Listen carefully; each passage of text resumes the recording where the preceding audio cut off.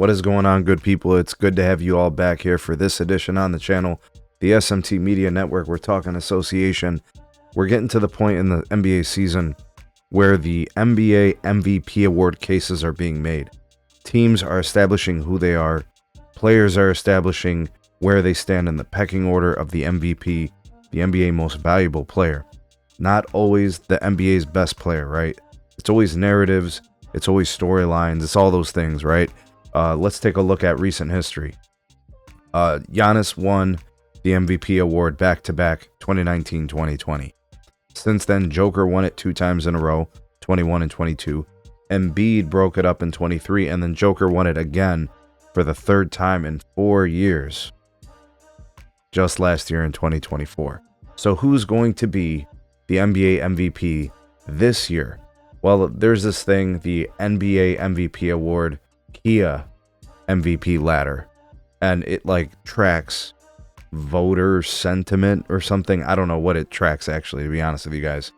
Who is the most likely or the favorite to win the MVP? Okay, so let's take a look at the rankings. I'm going to give you guys my take on how good or bad the list is, where these guys are placed, and if I think they should be ranked higher or lower, or if they shouldn't be ranked at all. All right, so ranking the top 10 in the Kia MVP award ladder. Number 10 is Jaren Jackson Jr. I am totally good with him being there at number 10. The Memphis Grizzlies are a top team in the West, and he's a big reason for that. It's really nice to actually see him considered in this ladder, so I'm good with him being ranked 10. Would you guys like him at 10, or do you think he should move up or down in this ranking? Let me know in the comments. All right, next we have Cade Cunningham. He has been such an incredible player. Watching his improvements, watching him just become so much better year in and year out, and seeing how he's raising up the Detroit Pistons from the doldrums of the NBA to now a destined for playoff type of team. Definitely belongs in these considerations. He's ranked number 9th. I have no problem with that ranking.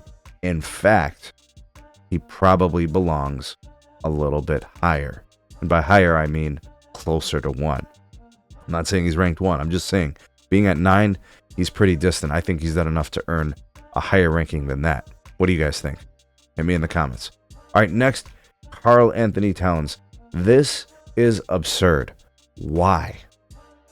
Why is Karl Anthony Towns ranked in the top 10? Guys, he is a fantastic player. I respect all that he brings to the table offensively. But defensively, he is atrocious. He is not good at all. And there are games this season where even offensively, he's disappeared and absent. I am not going to put him in a top 10 MVP award rankings. No way, no how. Do you have him in your top 10? He's ranked at 8 in this one. Should he be higher or lower? Let me know in the comments. Next, we have Donovan Mitchell. This one has to be the most egregious ranking.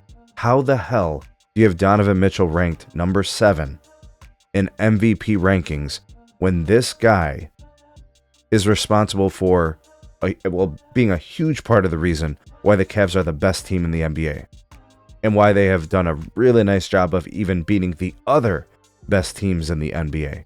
I have no idea who the hell is involved in these rankings. It is criminal that he's ranked number 7, and you got guys like Anthony Edwards ranked ahead of him, which is absurd. Let me know if you guys think Don should be ranked better than number 7, worse, or if you shouldn't even be ranked at all. I think it's criminal. Anyways, they got Anthony Edwards at number 6. You guys kind of already know where I'm going with this. Should not be anywhere near a number 6 position on this ranking. I understand that he is a really important component of the Minnesota Timberwolves as basically the offense of the team. But he's kind of regressed in some ways. And I don't mean like his scoring. He's obviously, his point averages and everything. That's not what I'm talking about. But this dude is always belly aching, complaining to the refs, getting technical fouls, hurting his team. He's getting ejected. I mean, these are the same concerns and issues I have with Draymond Green. When people talk about him being a Hall of Famer, you hear these insane things. Like, Anthony Edwards is an incredible talent. and he says things like he doesn't want to be the face of the NBA and all this.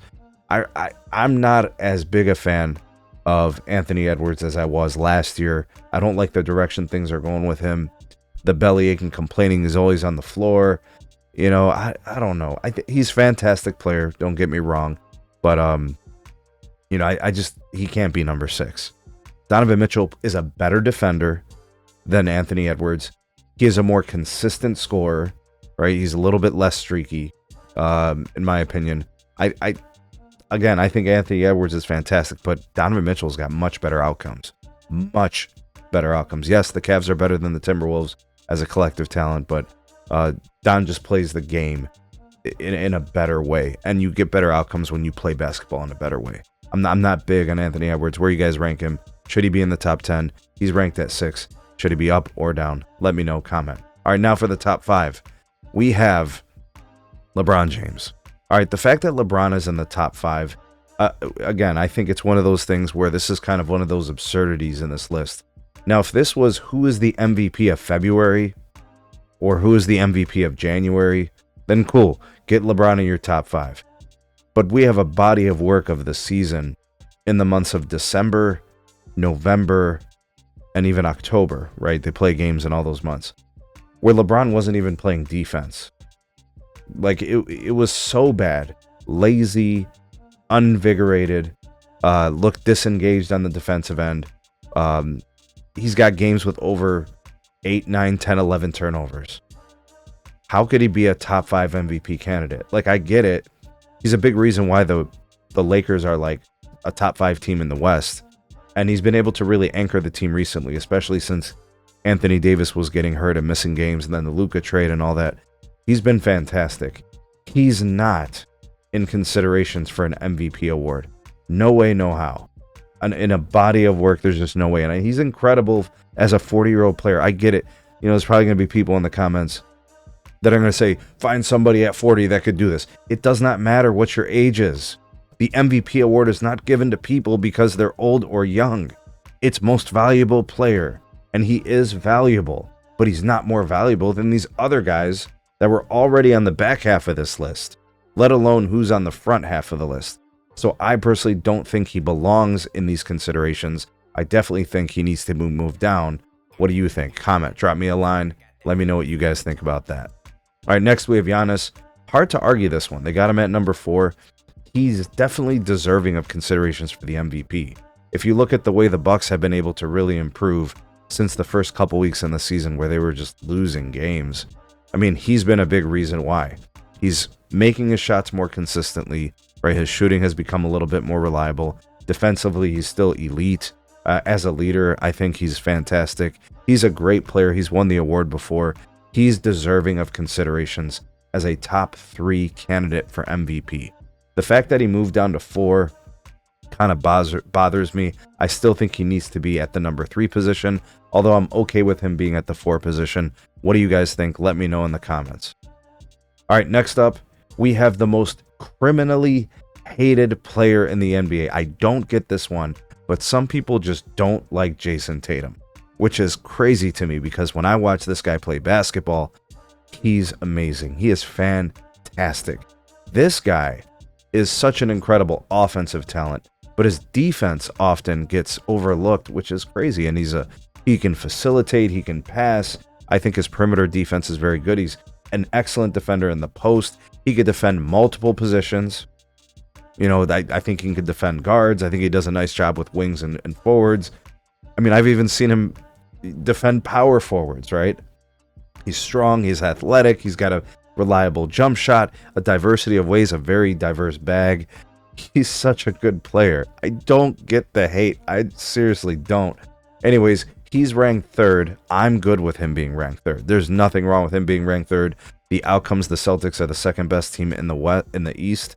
And one could argue that they're the favorite to get back to the NBA Finals. I'm good with it. I like Tatum at 3. Should he be ranked ahead of Giannis? What do you guys think? Should he move down? Should he move up? Let me know in the comments. And then ranked at number 2, and this one, I think this one is almost as bad as Donovan Mitchell being ranked like number 7, and that's Shai Gilgeous-Alexander being ranked at number 2. I have no idea what these people are thinking, whoever made this list. He has to be number one. The Oklahoma City Thunder are arguably the best team in the league. It's them and it's Cleveland. And when those teams have played against each other, he has been a huge big game riser, right? He facilitates for his team. He anchors them. He's a big part of their defensive schemes and what he does defending guards. He's an incredible scorer. He facilitates. He is clutch. He's the reason they're winning these games. Without Chet Holmgren, basically all year, he carried to the best record in the West. I don't know how you're going to all of a sudden have Joker ahead of Shai Gilgeous-Alexander. I don't know what happened. I mean, look, Joker is incredible. He is such an incredible talent. I don't want to downplay Joker. That's not my intention in this. I just don't know what he did in the last week or two to pass SGA. And I really hope, seriously, I really hope that SGA wins the MVP award this year. He's very deserving. Look at Joker's numbers, right? They're awesome. 29 points a game, almost 13 rebounds, over 10 assists a game. He's averaging a triple-double. Clean, right? But he doesn't have the outcomes that SGA does. SGA is like leading the league in scoring. He's averaging over 32 a game, over 5 boards, over 6 assists. He's an excellent defender. Joker is not that, right? I got SGA as number one. So what do you guys think? Does Joker belong at the top rank? Or should it be SGA? And what do you think of the other stuff? I'm excited to read what you guys have to say on this in the comments. We could pick this thing apart. But man, there are parts of this list that are just straight up bullshit and they're wrong. And I don't really care about the list all that much. I just disagree with it. I still think SGA is the favorite to win it. If he doesn't win it, it's criminal. Nothing personal against Joker. I just think SGA is a little bit more deserving. There are a couple of guys here that should be switched in my opinion. But I'll be very happy to read what you guys have to say in the comments and what your take on is. Like, share, subscribe. We'll see you guys on the next one.